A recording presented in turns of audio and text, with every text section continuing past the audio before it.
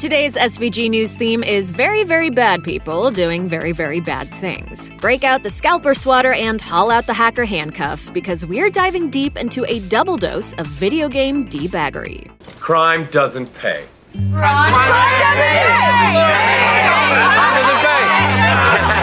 Things haven't been all that great for developer CD Projekt Red these past few months. The launch of Cyberpunk 2077 was met with disappointment and anger, leaving many fans wanting their money back. Now what? I'm gonna ask for a refund. Then, on top of that, the studio had to announce at the beginning of February that it had been hacked. An unidentified actor, one apparently hoping to walk away with a huge payday, told CDPR it had stolen all sorts of data, including source code for Cyberpunk 2077 and The Witcher 3. It was unclear whether this hacker actually planned to take action, or whether they were just bluffing. What was clear, though, was that the hacker had demands it wanted to make of CD Projekt Red. When the studio refused to negotiate, those keeping tabs on the situation were left waiting for the other shoe to drop. After a few days, it now has, and CD Projekt Red's sensitive information has reportedly been sold to the highest bidder.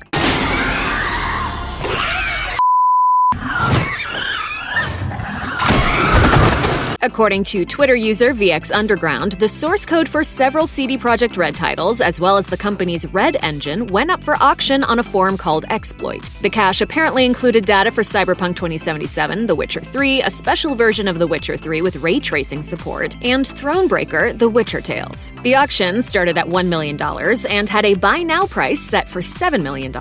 In a tweet by intelligence firm Kella, however, it was reported that the hacker reached an agreement for a sale elsewhere. It is unknown what the entire package ended up fetching. This is obviously pretty bad news for CD Projekt Red on a number of fronts. For starters, the company's trade secrets are now floating around in the world and could fall into the hands of competitors at some point. In addition to that, the hacker listed internal documents as part of the bundle they were selling, and those docs could also contain information CD Projekt Red considers sensitive. Long story short, this whole fiasco could end up causing huge problems for the company, the kind that are really hard to predict.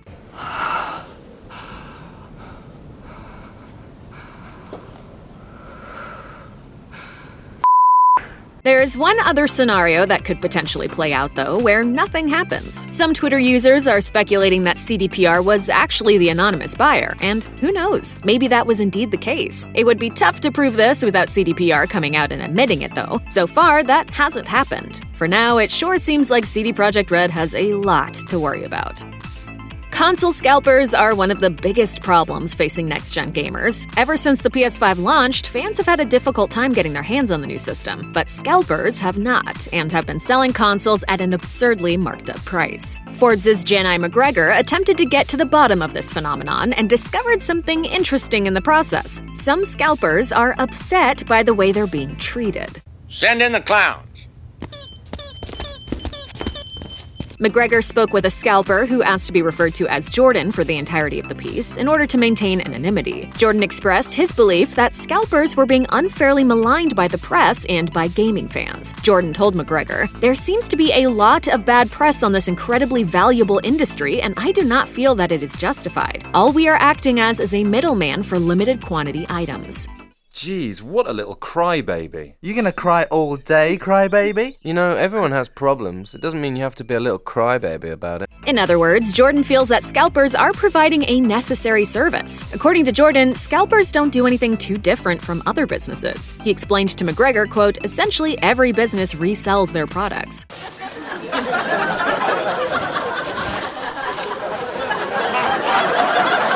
And you want me to stop and wait, or? Yeah, PS5 fans aren't buying it. When McGregor asked gamers what they thought of Jordan's explanation for scalping, one person described Jordan's point of view as deluded. Jordan claims that gamers have retaliated ruthlessly against his and other scalpers' efforts, with some even receiving death threats. Of course, not every gamer has reacted in this way. Some are simply content to play the scalpers against one another. Members of subreddit Scam the Scalpers have been dealing a heaping dose of karma to scalpers in various ways, users, including sending them to the middle of nowhere for a transaction. This isn't a tactic that will work every time, however, because not all scalpers are running a solo operation. McGregor writes, "The scalpers I did speak with operate as a business, in some cases with full-time staff. Because of the potential money on the table, the scalpers employ a lot of techniques to gain an advantage over regular buyers and other bot users. Basically, with a lot of people on board who are looking out for deals, it's much easier for a group of scalpers to snag what they're after."